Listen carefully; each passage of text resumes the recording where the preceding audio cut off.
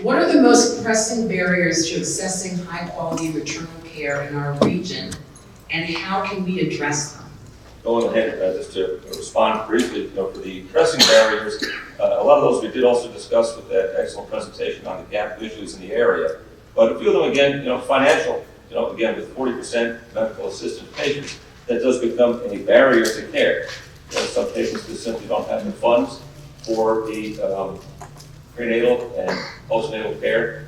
But some of the things that we can do through maternal family and in the area are very inspirational for the patients. Free or low-cost birth control pills for our gynecologic patients, free personal nurse during the outreach program. That really goes a long way, for patients that may not have the ability to show up on a regular basis. It really not only gives them the optimism and encouragement, but also it keeps them up to date with their prenatal care and postnatal as well. Childbirth classes, and again, I don't see Debbie here, but I know we have the local program, the Bump to Baby and Beyond, is really excellent.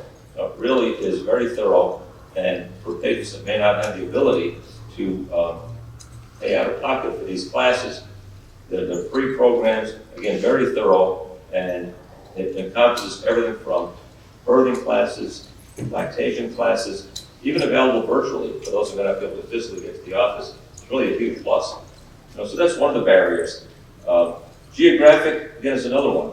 As been mentioned earlier, although our office now is in Southside, there's still somewhat of a limitation for some patients to have the opportunity to come to the office.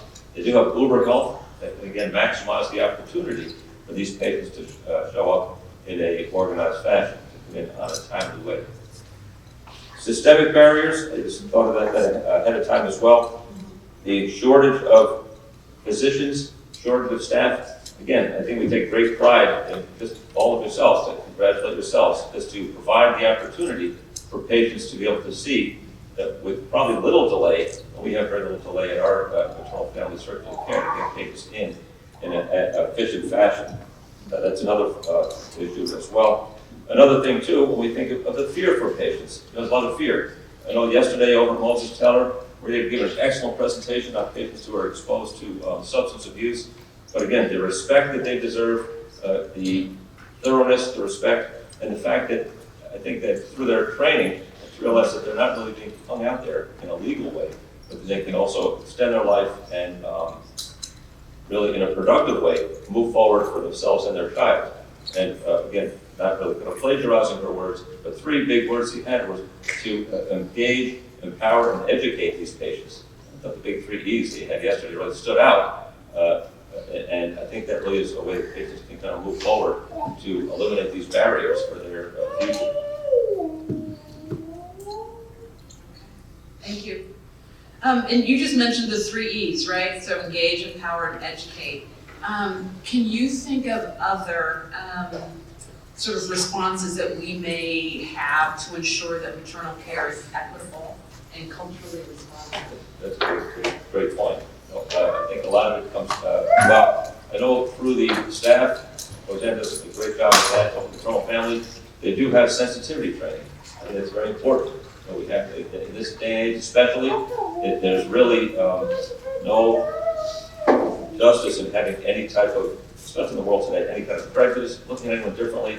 I mean, the world is the last so many years, probably more diverse now than ever before, and I would have to say that to be able to go in a non-judgmental fashion, it goes a long way. I think that really has been the success for the, among everyone here, to really push the Women's Coalition into the next generation. I think the respect, the non-judgmental aspect, even for the physicians of Moses Teller that are not directly employed by the maternal family, we have the ALC, the Advanced Learning Center, by which we have to take cultural sensitivity courses as well. We cannot maintain our active clinical status without passing that and taking part of that course as well. Well, that's fabulous, learning new things all the time. And I think education was mentioned in, sort of what Jill and her team were talking about. And then finally, can you tell us a little bit more about the role insurance coverage plays on maternal health disparities? And if you can think of any policies that might address that? Well, again, mentioning, great question. Again, mentioning before, about 4 out of every 10 deliveries are cases are in medical assistance category. And, prior to 2021, I think they only extended the Medicaid coverage, I believe it was 3 months. That was rectified, and I wrote it down because I couldn't quite remember the name of the American Rescue Plan Act that come out that extended that, and they made that also permanent, the Consolidated Appropriation Act of 2023, to extend that from the 3 months up to mandatory 12 months out for coverage. So we're beyond delivery for these patients. The only states that have limited coverage now are Arkansas and Wisconsin. So it's almost nationwide now. It's like 48 states now that have coverage of that. So I think that's a factor. I do think, again, Medicaid expansion is key to try to minimize the patients that are signing up to those healthcare marketplace type plans, the ones that may have higher outlay money. I mean, we see the flip side of that, where, again, the detrimental aspect would be lower compliance with that as well. They may be missing appointments, missing ultrasounds, not getting crucial medication filled, and that would all be like a kind of a domino effect for the use of healthcare. So I think, again, these are things we have to all work together to promote compliance with medication and, again, do what we can. Professor Raskin was here earlier, but who knows, maybe in the future we can extend the coverage for medication for 12 months. Well, thank you. Thank you very much for your expertise. We'll be moving on to Dr. Masterson. So can you tell us how can we better integrate behavioral health and something of true love of mind and substance use support in prenatal and postpartum care? Yeah, so I think this is definitely a challenge on a burden system, right? I wasn't here all day, but I hear those keywords just in the summaries from the previous session about triple booking of appointments or not getting an appointment months out. I think the same thing happens when we place referrals, right? So if I'm seeing a prenatal patient and I have concerns about their mental health, if I were to say, okay, we're going to refer you to psychology, or we have a women's behavioral health actual referrals, that's to help streamline that so we can get this patient seen in a timely fashion. But the problem with pregnancy is we don't have all day, right? We only have 12 months. So placing those referrals or getting them in to see an addiction medicine specialist just isn't practical in the way that we're providing healthcare here. And so my ideal, I guess my dream, we were talking about dreams earlier too, is that every women's health provider is comfortable having each of those conversations with their patients, but then also being able to provide care, right? That every person who can see a prenatal patient can also prescribe Subutex. That each person who's seeing a prenatal patient can prescribe an SSRI for anxiety or depression and be able to manage those things. So that comes down to the training aspect of it. There's a huge variation in substance use disorder training in OBGYN residencies. It's not a required element of it. I think over the past, I've been out of residency 5 years, and I practice in an area in Camden, New Jersey, is a very high substance use disorder area. So addiction medicine was a significant part of what we were doing, but it wasn't part of the formal education. And so I don't know that programs are really adapting to that.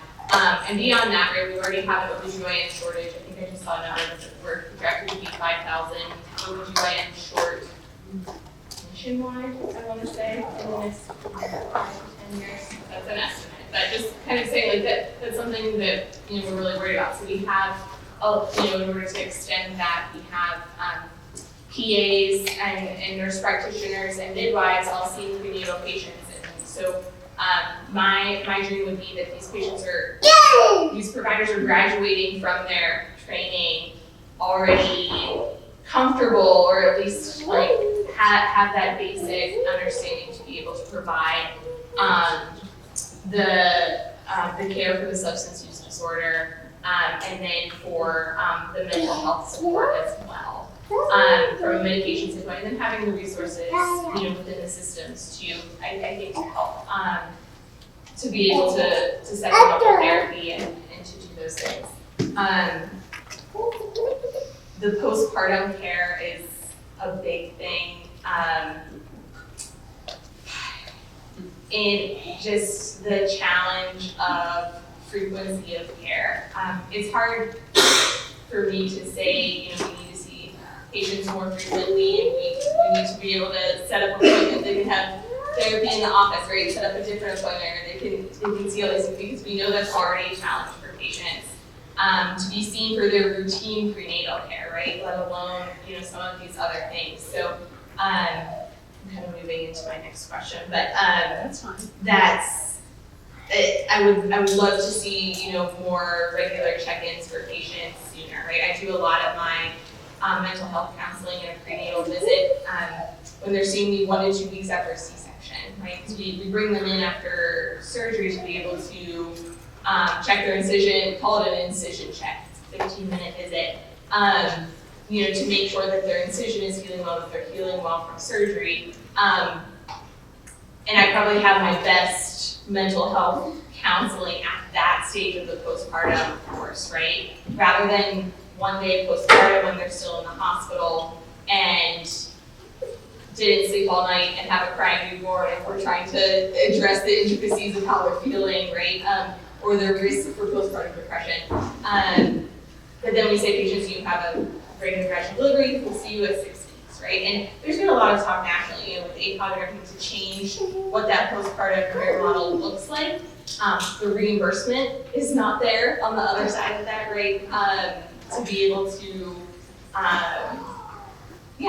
bill for those visits for insurance for that extra care, and then also don't necessarily have the workforce to do it, right? To see extra visits like that. But ideally, I think that's where it would be in that frequency.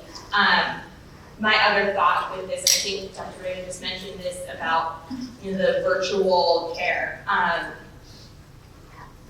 because I just don't think it's practical for patients who are either pregnant or postpartum for them to come in so frequently for extra visits. I know when I had my child, the most I was asked about my mental health was at my pediatrician visits, right, with the baby, because you're seeing the baby's being seen frequently, and the pediatrician checks in, right, says, okay, how's mom feeling, right, and can have a brief conversation about it. But that was one of the thoughts I had, was what would it look like to have, and someone is probably doing this in the country, but the idea of having that combined, right, where that you're seeing a maternal health care provider in the same visit that you're seeing your pediatrician, and it's in the same place, right? And it's a combined thing, and not just like an additional screening question on the pediatrician's list, but that there's some connected, way to do that,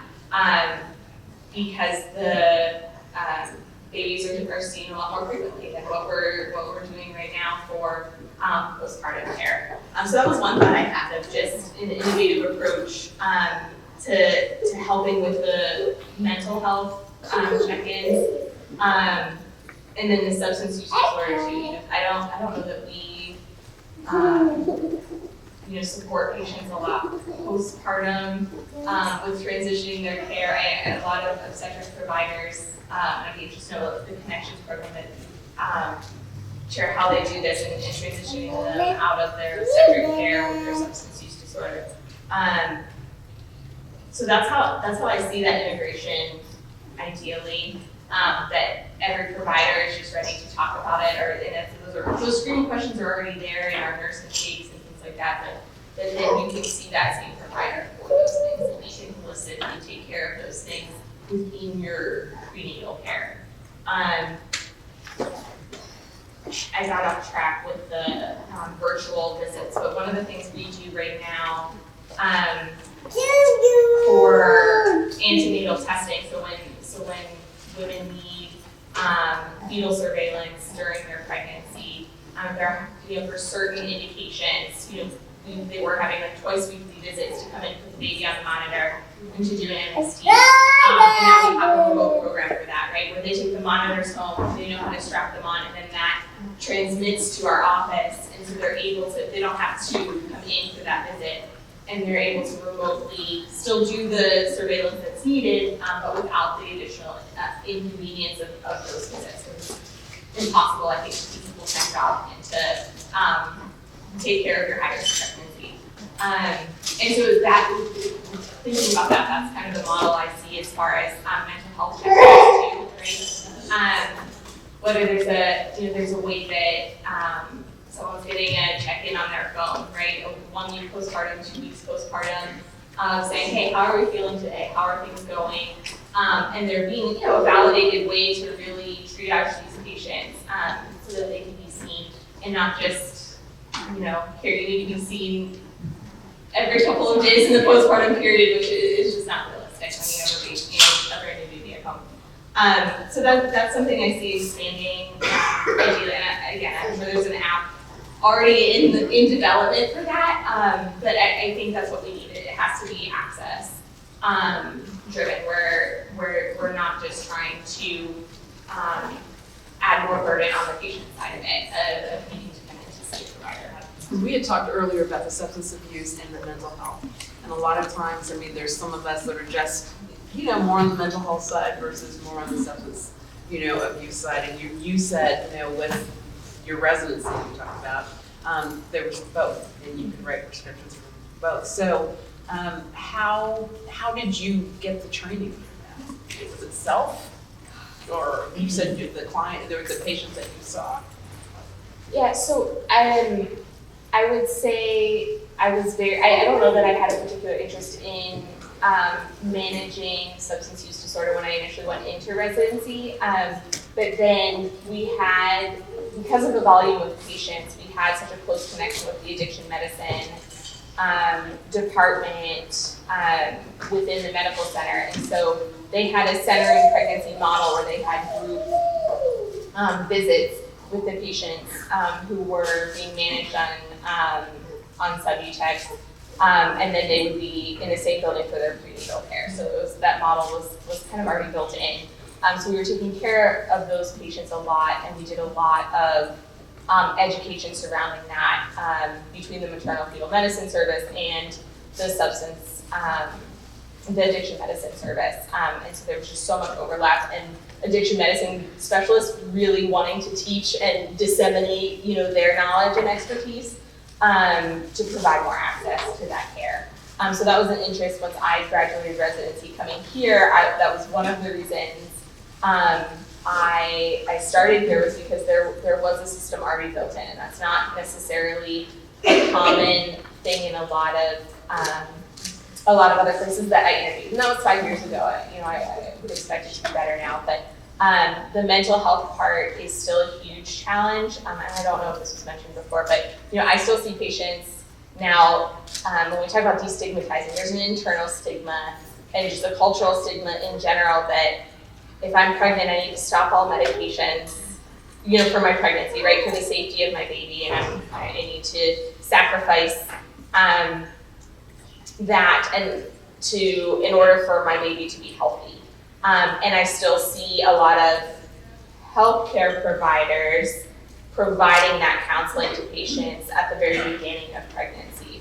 So there's definitely a need for re-education around that, that I'm calling a stigma, right? Because we do have really good data to show safety and efficacy of treating anxiety and depression during pregnancy, and then also trying to prevent postpartum depression and anxiety and being able to treat that. And so there's still a big barrier there, I think, just with patients either self-discontinuing their medications because they feel that all medication is going to be detrimental to their pregnancy, but then also healthcare providers counseling them on that or not being able to reassure them in that. And so I think there's a huge opportunity there for that education And support, it sounds like. and support. Yeah, just the fact if you can talk to your prenatal care provider and tell them, hey, I'm really struggling on this, or their Edinburgh depression scale, which we do routinely, comes back elevated, we can say, hey, this is how we treat this. Here are some options. What do you want to do, rather than, oh, okay, we need to send you over here. I need to put in this referral to do this, and then it just kind of gets pushed down the line. So I think that's what, would really help provide that access. And then also just having that community support of the resources, right? It's really helpful when I can hand a patient a brochure, or I can hand a card, for someone who specializes in maternal mental health. So even if it's not something I can physically do in my office to provide them with that, I have that, resource to really connect them or to help them make those appointments. Yeah. We responded to two of in one of our groups, sort of having these questions and talking about, providing the maternal but also the pediatric together. That's fascinating. But thank you very much. Dr. Flicker, can you describe and tell us what are some unique challenges faced by rural communities in our region? We're sort of surrounded by rural communities, and how we can address the maternity care deserts. Sure, thank you. First, I guess I'll start by defining maternity care desert, which may be a less familiar term to some folks. It basically means a county in which there's neither an obstetrical care provider nor a hospital that provides maternity services. We do have a couple of counties in Pennsylvania and several other counties that are at risk, given the, I would say, largely economic pressures that healthcare systems face in continuing to deliver maternal and newborn care. So, for example, in order to provide safe care for an obstetric emergency, let's say an emergent cesarean birth for whatever situation, what do you need? You need nurses, you need an OR team, you need an anesthesiologist, you need a surgeon, which is the obstetrician, you need the pediatric service, right? You need all of those things at the ready for something that you have minutes to respond to. But if you're in a hospital that's delivering just a couple hundred babies a year, you may be only delivering 1 or 2 babies a day. 30% or so of those are going to be C-sections, and only a small fraction of those C-sections are going to be emergencies. So you're staffing your units, right? I see nodding heads, right? You run hospitals. You're staffing your unit with all of those things all the time for something that happens infrequently. We only get reimbursed for those infrequent episodes, right? So folks have talked about all different ways that we can help things. One would be just generally getting paid better for the work that we do for women and families. But the other is like downtime pay. So helping to support hospitals in rural communities where you don't have the population density to have high volumes of birth to allow them to continue to provide these services. So when you say how do we address that, we need to be able to provide a way for hospitals to keep doing what they want to be doing for the communities that they serve. There is some thought about consolidation and optimization of services. So does every hospital need to deliver babies? Probably not. But there's probably some safe radius that we would want to be able to make sure that we have that. So I'll pause there because what I was going to go on to say answers the other question. Well, but it's really important. I'm so glad you brought up, sort of like words and definitions, right? So we're apples to apples and oranges to oranges. So you're giving a definition helps us all, because we may have different ideas of what a desert looks like or what the true definition is. So thank you for that. Next, can you address for us telehealth? How can telehealth be sustainably implemented to support maternal health in rural areas? Sure. I think telehealth can do so much. It's not just mental health, but so many other things. So there are certainly plenty of models that have been, evidence-based models that have demonstrated that telehealth can be used for maternity care, right? So when you talk about ways that you can provide care to people in rural communities, it can be through that. So OB Nest is one of the most probably widely published. It's out of Mayo Clinic in Cleveland. And basically women get a blood pressure cuff, a scale, maybe a fetal dot tone so they can hear the heartbeat. And they can do all of that from the comfort of their home while having a virtual visit with a healthcare provider. Or they just log the information through an app on their cell phone so long as they have telecommunication availability.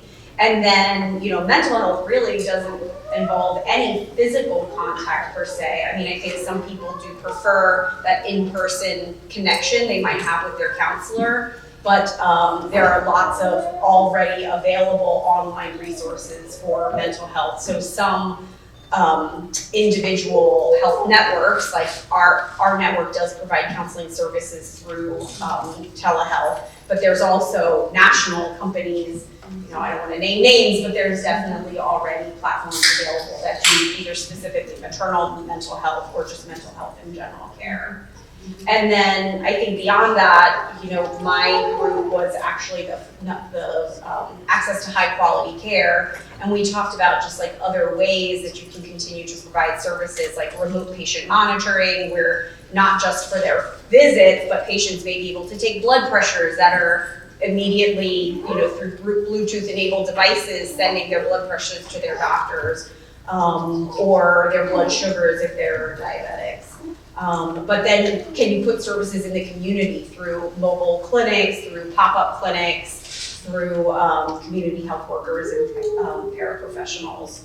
I think there's a lot of opportunity to take healthcare to the patient if the patients can't come to the healthcare that they need. I love it. I love that whole, I didn't know about OB Nest. I mean, that.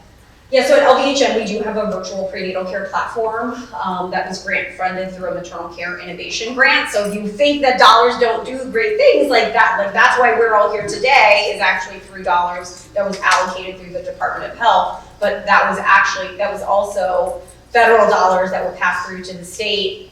We were fortunate to get one of the grants, and that allowed us to buy some of those devices to start up our virtual prenatal care program. That's fantastic. And it sounds like too, you give them some information like, oh, if you're diabetic and things go awry, then you need to go blah, blah, blah. Yeah, right, exactly. You can give them some guardrails as well. Yes, and the mobile units, really like the mobile units, that's perfect. And it sort of touches a little bit about the next question about partnerships or community-based models showing promise in improving. So any others you'd like to add on? Yeah, I mean, I think that's the benefit of a day like this. So when Dr. Matha was speaking and she asked who was in the room, right? There's so many different people. Like what I do in healthcare, what I do in the maternal health space is healthcare delivery, but there's so much more to the health of a community and to the health of the patients that are contributed by all what everybody in this room does. And so I think one of the great examples of that for me was as we were extending our substance use disorder program, we started it in Allentown, because it's where Lehigh Valley Health Network is centered, and we partnered with some community resources for drug and alcohol treatment, for transportation, for housing resources. And then we were expanding our program into Schuylkill County and Pottsville. And now we have to find all of those community resources, but they're there, right? We just all have to know about each other and connect those dots. So we were talking about PA Navigate and some of the other places, just having the awareness of all the resources that are out there and being able to pull them together to meet all of those needs. That's a great point, because people do know about things, but then unless there's a gathering such as this, right? And this is the beginning, right? That we can then get together and learn about that. Yeah, and then I think the other is true, from my standpoint in healthcare, we need to be able to make healthcare accessible, not just where it's delivered, but also when you call, how many clicks does it take to get to a human, or can you even get to a human, or you get a voicemail and I'll call you tomorrow. So I think people who are delivering healthcare also need to take ownership to our ability to be accessible to our patients. I must tell you, that's empowering to hear. That's the only time I ever use my PhD is when I call for a medical. Say, this is Dr. Richards-Palmiter. And then, I get it. People will respond back. But that's the only time other than that, I'm Leah. But thank you for sharing that. Thank you very, very much. Dr. Sheppard, you're up. So can you tell us how can medical education and training programs be reimagined to better prepare a maternal health workforce that is culturally responsive, equity-driven, and grounded in community realities? And notice I didn't say DEI because I'm not supposed to. DEI. But can you share your thoughts with us? Yeah, absolutely, and DEI, comma, backslash, hyphen DEI. But anyway, I keep my soapbox readily available, so if anybody would like access to it, let me know. But there needs to be more joint learning opportunities in particular, to be able to bring the community into medical education, not only as a means of increasing the basic knowledge-based foundational understanding of what it means to be in these spaces, et cetera, but as a way to normalize and legitimize the experiences of individuals that have been historically contemporarily silenced. And continue to be minoritized and marginalized. And so, the baseline, of course, would be community health workers, but also the training programs that allow medical students, both at the beginning of their academic training, but also the clinical years. As you know, they do 2 by 2, 2 years of academic and 2 years of clinical. And what ends up happening is a lot of times these conversations are had, it's all front loaded. So their first year of medical school, it's like, be a good doctor and humanism and all of these things, and then it never comes up again. And so what ends up happening is a kind of hidden curriculum that it really teaches them that these things, these lenses, are not relevant when you're on the ground. So if we reinforce them within the first 2 years as well as in the clinical years, then again, the curriculum becomes that this should be muscle memory in the same way that your drugs and drugs are muscle memory, right? And so if we could develop more programming, and I've done this before, I developed a program called the Seed Doula Training Program, where 5 medical students, 5 social workers, and then 10 members of the medical community, we all became doulas at the same time. And then we were paired with individuals who were at varying stages of their pregnancies and held different sessions to be able to again, normalize and legitimize the experience of the individual from the healthcare community, but also the people who are actually going through the pregnancy or not having equitable access to healthcare-related services, etc.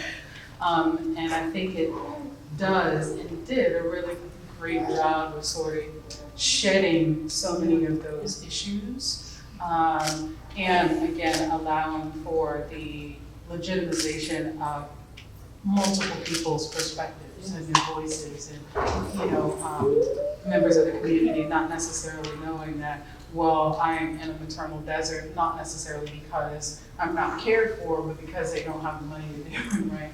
Because you tend to see those kinds of deserts in the same places that have food deserts, right, or food swamps. And so now I can't get anything to eat. I don't have equitable access to transportation, and I don't have a place to have my baby. And so there has to be, again, sort of deconstruction of so many aspects of medical education throughout, so longitudinally. But in addition to that, there have to be discussions of structural violences that are embedded in inequitable access to obstetric and gynecological care. We have to know the causality. Because all too often we hear these terms about risk, who's at risk, this person's at risk of what, and how does this risk come about, right? But because we don't discuss the history of medicine in any way that is appropriate or meaty or any of that, we don't discuss the history of medicine, we don't discuss experimentation, we don't discuss exploitation, and again, access, we leave out all the structural violences. So many people come in with assumptions and biases and stereotypes that are just reinforced by the system because they don't recognize that the inequities that they're engaging with are really just an echo of historical ideological training or something that has been deeply embedded in Western philosophical and ideological thought. So I think if we triangulate, again, the sort of joint learning opportunities with the deconstruction of some of the issues that exist in medical education, broadening the scope of the discussions and analysis, critical engagement of structural violences and structural inequities, then we can really get to why women aren't able to access healthcare and healthcare-related services in a way that is meaningful and intentional, right? As opposed to just having these like band-aids uses. There's a lot of band uses. And I ask my students, and while this isn't like an OB/GYN issue, but I ask my students 2 questions often. I'm like, dude, I'll give you $50. $50, and they're like, I'm sorry, what? I've been eating ramen for quite a while, so $50 to that student is like lottery. If you can name 2 laws associated with men's reproductive health. Nothing? Crickets? Always get crickets, right? And then, why is it that we have technologies where I can bring somebody from the dead and they can have a concert? But if a woman needs a mammogram, just to put her breast on the table, essentially, and it's smashed by another table, and then tilted to the side. So why isn't there, people laughing, it's the pain, you know, and the arm is up and you're like, ma'am, there's no breast tissue right there. I don't know what you're grabbing for, it's a thing, you know what I mean? So, and that really speaks to the lack of economic, ideological, clinical investment in what's happening with women's bodies, outside of just wanting to control what happens with our boobs. Yes.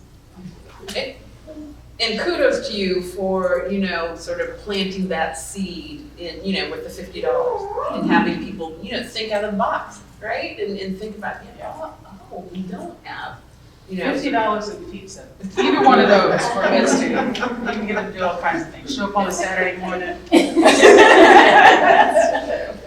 Food is always, it is the best equalizer.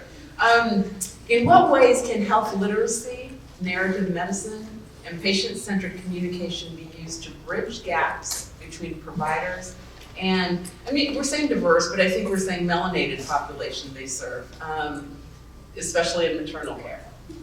Yeah, so I was gonna go into this whole thing, private, that's my pompous voice, this whole thing about the significance of humanities and all that, right? I was gonna do that thing. But what I would rather do, which should fall underneath my 3-4 minutes, is introduce you to an example of narrative or medical humanities via Nikki Finney's poem After Birth, 1931. So hopefully, if you've heard of it, great, high five. If you haven't, this to me does a really great job, and I've used it in some of those joint programs with med students and community members. So really, I think it does a good job of situating people's experiences. So here we go. And I don't have my glasses on, so I'm gonna do like the cool kids and read off my phone. But if you see me do the accordion, just go with it, right? So after birth, 1931. We were a colored clan of kinfolk who threw soil, not salt, over our shoulders, who tendered close the Bible, who grew and passed around the almanac at night so we could know what to plant at first light. Black soil and sweet brown sorghum from the every morning biscuits Mama Susan fixed, dripping and mixing up under our fingernails a secret salve, just like any other living simple, and keeping to our proud selves, quiet, aware of night riders, quite aware of men with politicious smiles cologned with kerosene and match, aware of just whose feet walked across our tin roofs at night. We were such light sleepers, such long distance believers. We were a family pregnant whose water had broke, and for once there was ham money, baka money. So we thought to do better by ourselves. To begin our next row, we would go and get him because he was medically degreed in baby bringing, because he was young and white and handsome, and because of that he had been neighbor to more knowledge than us back behind the country's proud but inferior lines. And because he came with his papers in his pocket, so convincing, so soon after his Ivy graduation, asking us, hadn't we heard, telling us times had changed and the midwife wasn't safe anymore. Even though we had all been caught and tried and true black grannies who lay axe blade sharp side up and water pan underneath the bed to cut the pain, to cool the fever. We were a pregnant clan of kinfolk, caught with water running down our legs. Old families say they remember going to fetch him, telling him that it was time, that he should now come, but he didn't show right away, not right away. became what he wanted the next day after his breakfast. But what more could we colored country folk ever want? Even if we had to watch the road all night for him, even if we had to not let her push too hard when he finally came, he had his papers on him. Something with one of those pretty shiny seals. Old families say they can remember something, just wasn't right. But we opened the screen for him anyway, trusting and tendering close what the good book had told us our lives to do. Then we made him a path where he put his hand up, then inside my grandmother's room, her precious, private, pleasing place, somewhere he probably didn't want to touch. Then he pulled my daddy's through, somebody he probably didn't care to reach for. And for the first time, he pulled him wrong and shattered his collarbone, and snapped his soft baby foot in half, and smashed the cartilage in his infant hand, wringing their own sun-baked arms. Old-timey family remembered him well, say they knew something wasn't right. As he came through the door a day later, his breakfast digested now, something just wasn't right. How he had two waters on him, one sweet and one sour mash, one trying to throw snow quilt over the other, as he uncarefully, as drunkenly, he with his papers and seal on him still stood there, turning a brown baby into blue, unmagically, and right before our eyes. Hope and pray, then he packed his bag and left. With all of his official training and gathered up gold stars, he left. The Virginia land of Cumberland County, he left and forgot. He left and didn't remember the afterbirth inside. Colleen Goodwin Feeney, to Clabber, to Gangrene, closed down her place, her precious, private, pleasing place to fill the house to the rafters, up past the dimpled tin roof with a rotting smell that stayed for 9 days, that mortgaged a room in our memories and did not die with her. We were brown and pregnant and a family, and he would have remembered his schooling and left his bottle, recollected his manners and brought his right mind, had another clan called him to their bedside. He would have come right away. He would have never had liquor on his breath, and the color of my daddy's broken limbs had matched the color of his own, but we were a colored clan of kinfolk.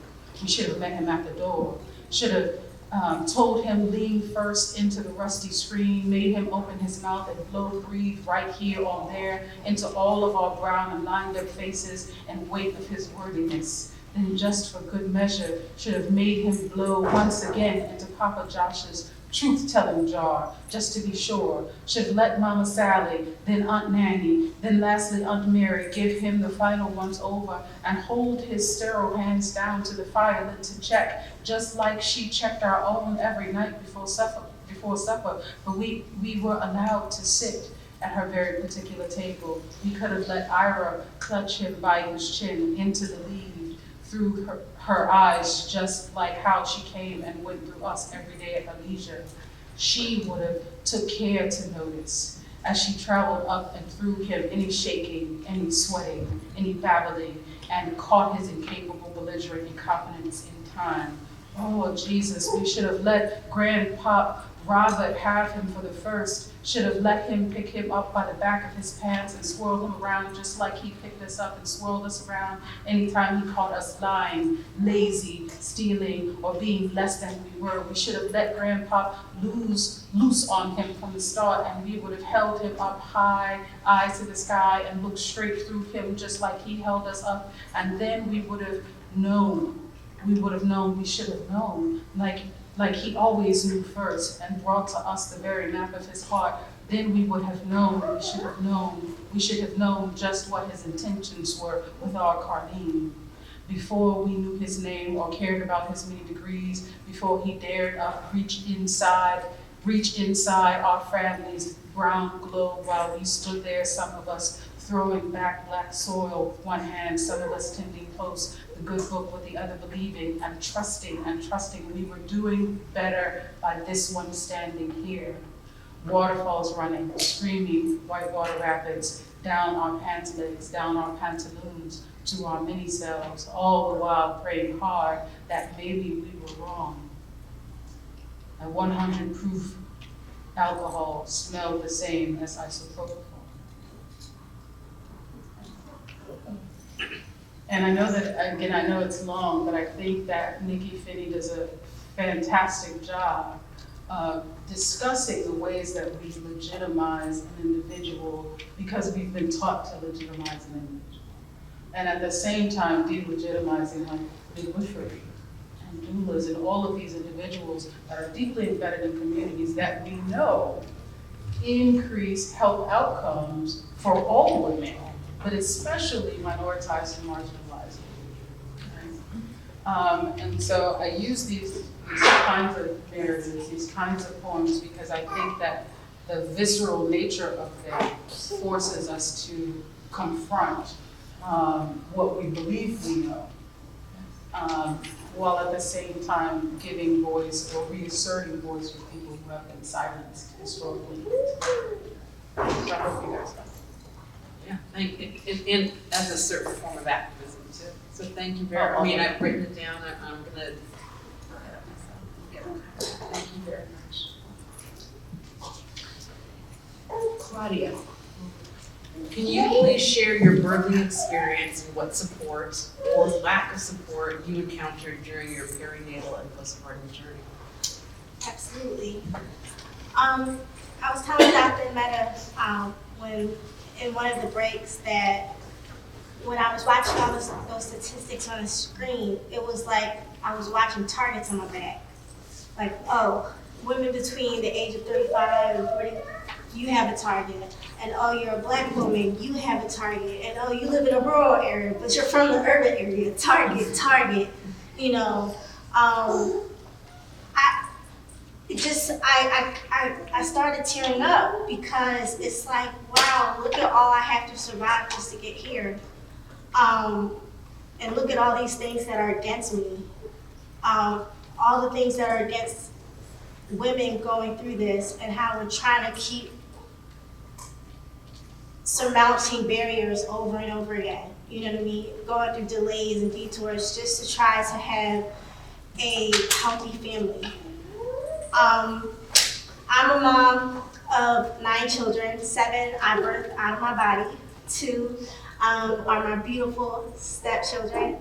I have a 1-year-old who is back there. I have a 2-year-old who's also loudly back there. I have teenagers, I have everything in between. And my most traumatic birthing experience happened shortly after I had my 2-year-old. I found out I was pregnant again. So I was postpartum and prenatal at the same time. Luckily, I had already plugged into a mommy and me therapist with St. Luke's. So I just rode it on through with her, you know. And it was just, I felt like I never really got a chance to catch my breath. And then right around Christmas time, I went for an ultrasound and it showed indicators of what we then later took a blood test and discovered that our son, Jasher, had Down syndrome. And after that, my pregnancy was filled with so many appointments where I felt terror. You know, most of the time when you go to your pregnancy appointments, you see your pictures, it's a happy moment. Every single appointment was terror. Terror of what I was going to hear was going to go wrong or might be wrong or what showed up next because it was so many complications during the pregnancy. And grief. I felt a lot of grief. I loved my son, but I didn't want to go through that. And I know that sounds terrible, but I just didn't want it. And I wanted the ability to say I didn't want it, and I had to get over that. But at the same time, I wanted my son. I just didn't want him to have a life complicated with anything that would make his life hard. But I saw it through. I plugged into as many special needs advocacy organizations I could think of. I tried to educate myself as best as I could. I hooked up with other parents who had been or was in the same situation. And closer to the end of the pregnancy, that's when I started to, I just started getting bad feelings. He was curled up in the womb, so they couldn't really measure him or weigh him properly. They said he might be a little small, but they didn't know. But something inside of me told me that he had stopped growing. I don't know what it was, I just knew. And so he wasn't really hitting his kid counts when it was like irregular. And so I would go into the maternal fetal medicine, and I was there so much. One day I was like, there's something wrong. I have a feeling that he's not growing. I just don't have any proof to show you. They're like, well, nothing's showing up, but why don't you come in here every single day? And I was like, you mean come to maternal fetal medicine every single day? Yeah, just so you feel better. And it was like I was constantly never really told the whole story. As if my emotions would somehow betray my intelligence, and as if I couldn't handle any problems when you feel them everywhere. And I understand you don't want to stress out a pregnant woman, but you also want her to know what's coming. And so that same day, I was just so upset. I was like, do I go to another health network? Because this doesn't sound right, and I just need someone who can kind of follow my lead a little bit and just make me feel like we're on the same team. I didn't feel like we were on the same team. That same day, my mucus plug fell out, which had happened before. It was on her birthday. She was 1. And I was like, yeah, I'll just go in, it's customary. I go in by myself because my husband was celebrating my daughter's birthday, and they were like, they checked me out, were about to let me home. They were like, has anybody checked you? I was vaginally, I was like, no. Let's do it before you leave. And they were like, you're 6 centimeters dilated. He was sideways. And I was like, okay, I had all my children vaginally. I was like, okay, well, let's move them around. They're like, no, you're too far along. We have to give you a C-section. And that was my first C-section. And I was like freaking out. Like, there was no time to think about it. I'm like, can you call my husband? They were like, we're getting you ready for surgery. Is he on his way? And just all these things are happening in my head. They wheeled me back to surgery. And then the next day, that's when I had Jasher. Something about the medicine they gave me, I couldn't move. I started to itch. I had a straight anxiety attack. I looked over my husband passed out.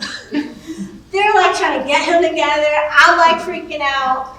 And I'm like mid-anxiety attack. They're like, here's your baby to hold him. I couldn't hear him cry. I didn't hear all the things I was used to in my regular birth experiences. I didn't experience in this one. They put the big sheet over you. None of this was in any birth planner. I wasn't expecting anything.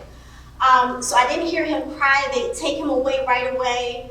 I don't get to hold my baby right away. And then as soon as they bring him to me, I'm bawling because I'm having an anxiety attack. And I was like, I can't do this right now. And so they had to take him away, and I just felt so horrible.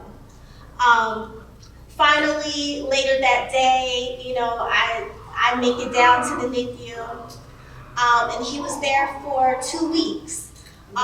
We went back and forth to the hospital. I live in a rural area, so the hospital's about a 40-minute drive.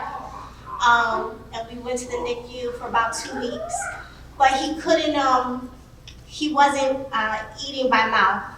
So he had to be sent to Good Sheppard's feeding program for another month and a half. So that was even farther away from our house. And every single day, I went from there, took the drive back, spent a couple hours with him. Me and my husband did shifts while we're still trying to run our household so that we can spend time with them and help him learn how to eat. Finally, he was able to come home once he got a G-tube inserted surgically in his stomach. We became instant nurses, or maybe I did. I had to learn about a G-tube. I had to learn everything. And I was stressed out, and so scared. medical company really didn't train me like they should have, but I figured it out. And we were taking care of this child, and it made me feel like a whole new mom because I never had an experience like this before. So I doubted myself in everything. So he ended up qualifying for nursing care.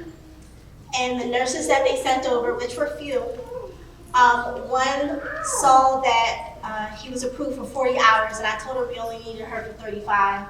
And she was trying to get me to sign him off for 40 so she could get paid her extra 5 hours. This is my first time meeting her. I said, okay, I don't think she's a good fit. Second one was like, I need you to know I have other things to do. That's what she told me coming in my door, not hi, my name is. She said that about 4 more times. And I said, I don't think she's a good fit. The third one didn't show up, and she said she would rather come on Saturday. And I was like, this isn't working. And so I said, why can't I be, if I'm already doing everything, why can't I just be his home health care aide? So I signed up with the company, I took 60-hour certification, and I go to my doctor to see if she can write a letter. And she goes, now she's excellent with my son. She specializes with children with Down syndrome. But she flat out told me, I don't believe parents should be paid for taking care of their child. Mind you, he has 13 specialists, 13. I run 2 businesses. My husband works 60 hours a week. We don't qualify for Social Security. And it takes a lot of hours to take care of him. I'm not the type of person to take advantage of a system. So I understand where she was coming from, but at the same time, it was like, she's the person I trust taking medical care of my son, although I feel like she doesn't like me. So what do I do? So I go to our family practice doctor. I tell him the situation. I ask him to write the letter. I get turned around by insurance. First they said he needed 24-hour machinery. When you're a nurse, you can do that. When you're a home health care, you cannot touch machinery, even though I did anyway as a medical mom. So we got a note written, he was taken off of his CPAP machine. He can now receive services. We apply again, they deny me because he doesn't have any medical need. And so I go to the PA Health Project, like, hi guys, I'm struggling with this. We all know he has medical needs. She says, your case is not strong enough, I can't take your case. I was like, what do you mean? I looked this up on ChatGPT, there's other people that have fought this. No, this is not strong enough. I'm sorry, I can't help you. If you want to ask me any questions after this, I'll answer them, but. So me and ChatGPT became lawyers. And I found every single loophole I could, and one of his loopholes was that he's underweight, and there's so many different variations that can happen when a child is underweight. And I wrote a 7-page letter, and I got the head of the Down Syndrome Advocacy Center to write me a letter, and I got the head of the Early Intervention Program to write me a letter. And I prepared this big packet, and I send it over to my third appeal, and I finally get it overturned. And the fact that I had to fight that hard for my child and was told multiple times that this is the way it should go by people that were there to help me and support me. But as soon as the decision was overturned, everything changed. Everybody was on my side. And if I had listened to everyone's no, I would not have said, you know what, I can push back on that and get a yes. I feel the reason why I joined this coalition is because I wanted to be a voice for mothers who are told by healthcare professionals that they trust that this is the way it is, and this is how it's always been. And even though you have intuition, and even though you see your child every day, you care for them, when you feel something, we don't validate that. We don't act like you're part of that child's team of service. We kind of say, this is the way it should go, and if you don't follow what we say, you're essentially a bad mom. I just wanted to be a voice for other moms to teach them how to respectfully hear a no, but still push to be on the team for their child. If they feel extra testing needs to happen, then push for extra testing. If they need to get another doctor involved, then get another doctor involved. But don't stop pushing and advocating. So after 9 months, and that was a 9-month fight, I finally am able to be a home health care aide for my child. But I'm glad to be in spaces like this. I feel a little undereducated amongst all of these doctors. But I believe I represent the people that we're trying to fight for and make differences for. And I think what I would love to see is for the medical community to treat mothers as though they are part of the medical team. And when that mother has a concern, if they feel like something's wrong, treat that feeling as a sign of expertise, that maybe another test should be run, maybe another path should be taken, but not just shutting the door on it and making her feel like she's incapable to be a person in charge of and caring for her child. Yeah.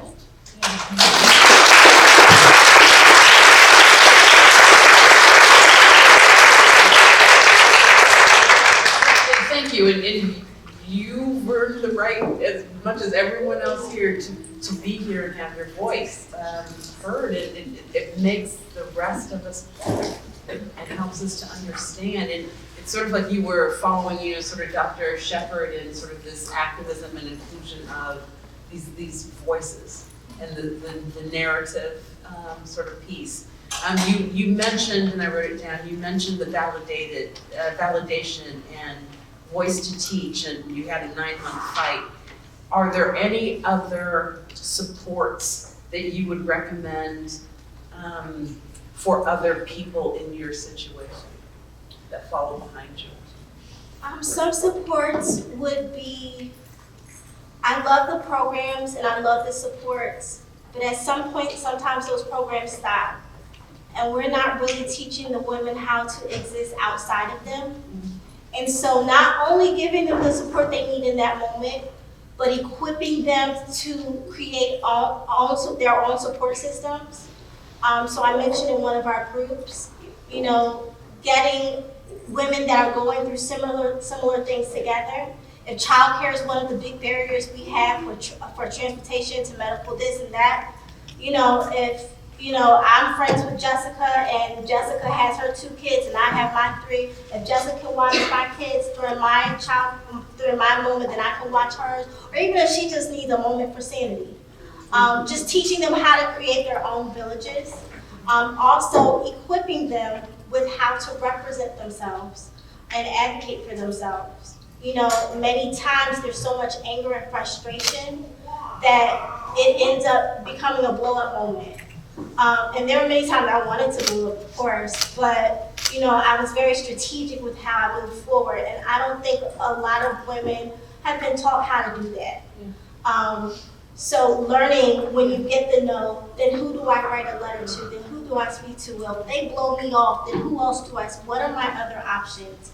Giving them adequate advocacy training for themselves, I think will empower them. And then just informing them that their medical team is a paid team. You have contractors that work in your home. And if they're not doing what you paid them to do, you have a problem with it. And you get another team. And I'm not just valuing, medical advice and medical experience, but I'm just saying that a lot of times we get one medical opinion as an end-all be-all. And we don't really treat it as we are part of a team for the mother or team for the child. And so if you find that your team is not serving you, then know your options, that you can get another medical team or opinion involved, but being able to be a part of those big decisions and feel as though they are heard and validated and they're being educated and empowered. So that they can continue to make good decisions for themselves and their families. Yes. I'm just going to add real quick this: we feel like insecure among us as physicians, but today I think honorary as a doctor of persistence in motherhood.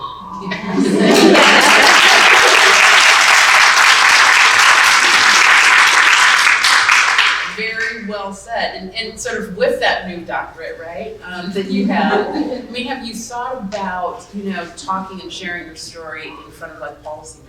Has that opportunity ever come up? No, I'm the type of person that I speak when it's time. So I'm usually a quiet person, but when a situation comes up, I rise to the occasion, and this time it was him. I'm so glad this happened, because if they would have accepted me the first time, I wouldn't be here. I'm open to creating partnerships to learn how to do that. I want to speak more, I want more opportunities to share and then encourage other women to do the same. So yeah, I'm open to it. It will require a little bit of education, but I think I'm game. Good. I mean, I think your voice would be powerful among, too, sort of like our other esteemed sort of panelists. So we do find ourselves with a few extra minutes, so I'm wondering if any of you, I'm offering the mic, which I rarely do, to any of you, if you were inspired, you have other words you wish to say. Dr. Imanni, I realized I cut you off about advocacy. Can you speak to that, and then, or the rest of you, if you have, sort of resonated with anyone else? We've got a few more minutes. Well, I'll address advocacy, and I'm gonna call it self-deprecating. You keep saying, I need a little bit more education, I need a bit. You're the expert on this. We're here to make sure that mothers and members in the medical community and med students are able to not put another mother in that situation. And I think that relative to advocacy and activism and education and all of those things, like part of my background, my master's is in medical anthropology, and one of the things that we talk about all the time is what's called the emic and etic perspective. And the etic perspective is the perspective of the outside, of the researcher, that we're often like, well, you're the scientist, you're the researcher, you know the stuff. But then on the ground, your stuff may not be relevant. And so the emic perspective is the perspective of the person that's on the ground, and the ideal, whether it be community-based participatory research or academia or whatever it is to bring both experts into the space with the knowledges that they have, whether they be traditionally based knowledge, right, or academic knowledge, but also tacit knowledge. And so my nudge to you would be to stop saying that. That's the first thing. And the other thing is, I think it's a lesson to all of us to reassert the significance and the legitimacy of all of these forms of knowledge in order for us to achieve the kinds of goals and kinds of things that we're consistently talking. Thank you. Thank you. We would like to open it up to any of you all. And I know, it's been a drop of the mic moment, right? It really has. I've written all sorts of notes. Maria, would you like to sort of bring us home? I'm just gonna bring it home, yeah.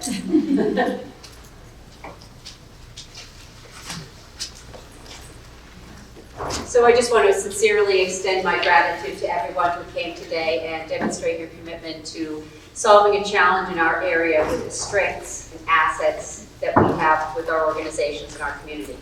So next steps, you will be receiving 2 MMRC Maternal Mortality Review Committee cases, and then you will also receive a Maria form, and that is where the recommendations are listed.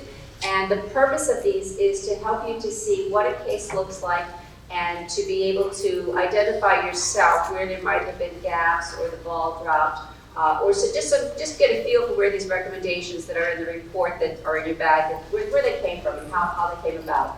So you'll also be hearing from members of the Institute team and from our program coordinator, London McFadden, and you will be getting some information that will be followed up on our website. All materials from today, the slides will be available on our website. So stay tuned. We will be meeting the priority teams and getting some additional information out. And our task continues. So thank you for coming today. Don't forget to validate your tickets because your parking was included. And safe travels.